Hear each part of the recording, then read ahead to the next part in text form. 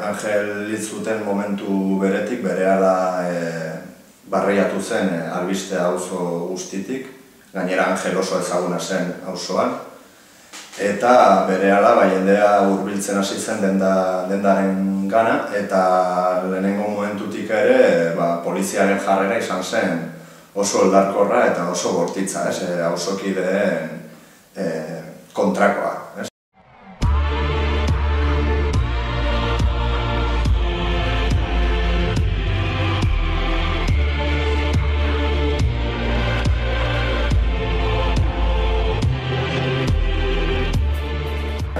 Auzokideek justizia horren aurrean kalera ateratzeko eta dendaren aurrean hurbiltzeko asmoa zuen eta horrela egiten hasi zen, eta berehalako erantzuna poliziaren aldetik oso violentoa eta oso bortitza izan zen. Eta lehenengo egunetik eta hurrengo egunetan ere egon ziren mobilizazioen kontra aritu ziren behin eta berriz, inork ulertu ez zuen jarrera bat izan zuten. Eta hurrengo egunetan ere oso azpimarragarria da edo adierazgarria da hauek izan zuten jarrera, adibidez tanatorioan nola auzokideak eta auzokideak ez zirenek ere hurbildu nahi izan ziren Angeli azken agurra emateko eta senideen ganako elkartasun hori adierazteko, eta denon burutan ditugu irudi horiek, non ezin genuen tanatorioaren gana hurbildu Angeli azken agurra emateko. Eta lehenengo momentutik izan zuten jarrera hori, 10 urte hauetan jarrera berdina izan dute. Alde batetik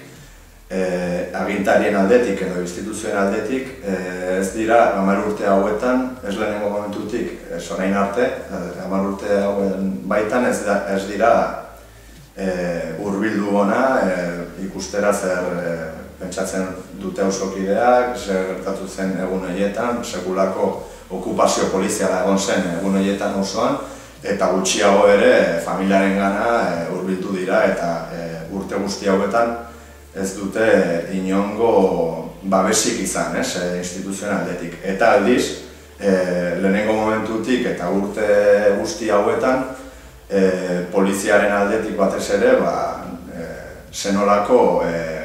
jarrera izan duten guzti honen kontra. Eta horretaz aparte ere, 10 urte hauetan, familiak bizi izan duena kontutan hartu behar dugu ere, erasoak izan dituzte bere kotxe eta dendaren aurka, mehatxuak izan dituzte bai telefonoz eta bai margoketen bidez, eta baita ere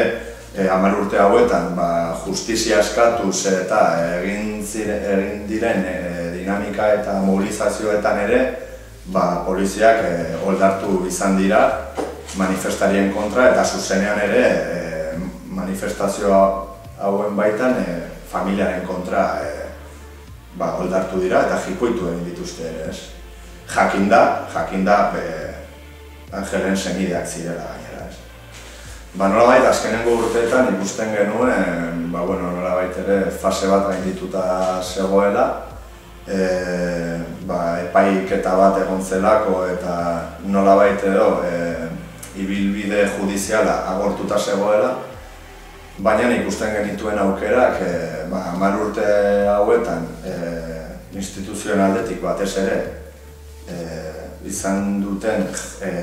babes eza hori nolabait injustua eta ulertezina dela pentsatzen genuen eta ikusten genuen aukera zegoela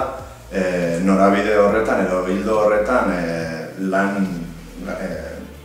txukun bat egiteko, helburu argi batekin. 10 urte hauetan egon ez den babes hori egon dadin, eta batez ere 10 urte hauetan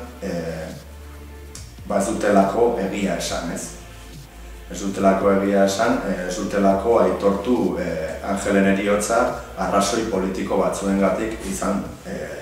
zela. Ikusten genuen bazegoela aukera hildo horretan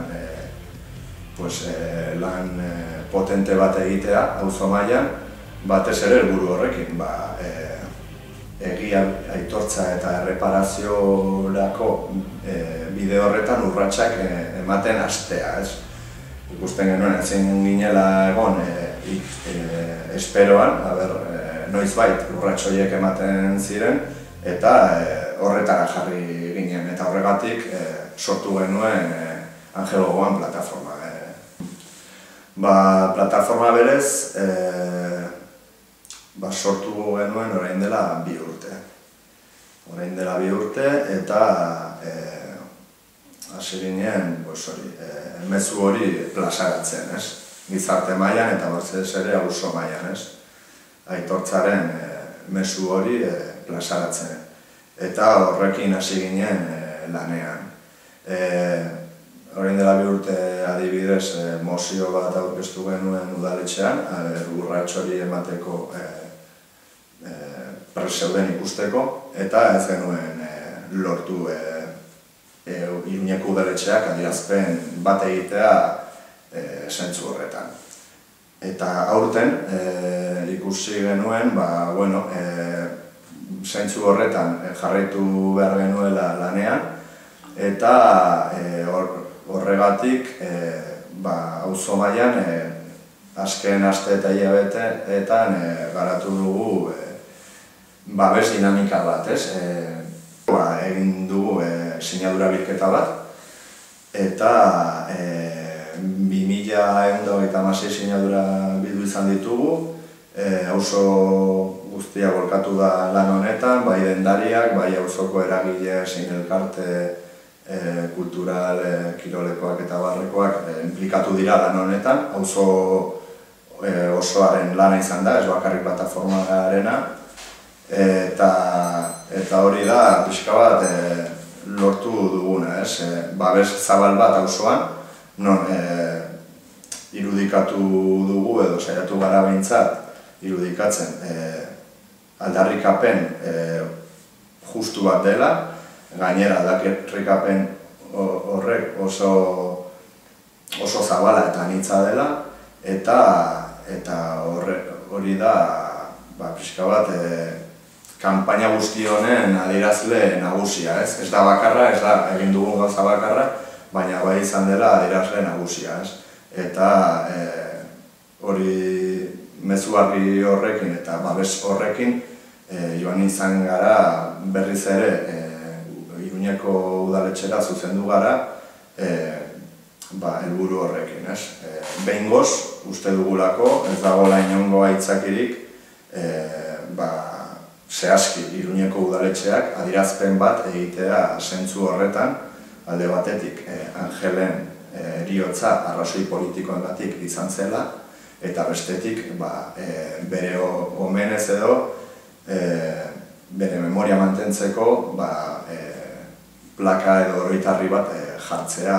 auzoan, 10 urte pasa dira eta ez bata ez bestea egin, eta uste dugu badaudela aukerak, badela garaia horako urratsak emateko, eta horregatik egin dugu aurten guztia. Azpimarratuko nuke, lehenengo momentutik 10 urte hauetan, Angel zutenetik ona, auzoak erakutsi duen elkartasuna eta auzoak ez duela 10 urte hauetan Angelekin gertatu zena ahaztu, eta 10 urte hauetan sekulako lana egin delako helburu horiekin. Eta bigarren ideia azpimarratu nahi nukeena izango zen Angelen familiaren duintasuna batez ere, daukaten guztiarekin eta sufritu duten guztiarekin eta sufritzen jarraitzen duten guztiarekin, instituzioen edo agintarien babes ezarekin, nola jarraitu dute aurrera begira eta nola mantendu dute bere duintasuna eta zein darra erakutsi duten.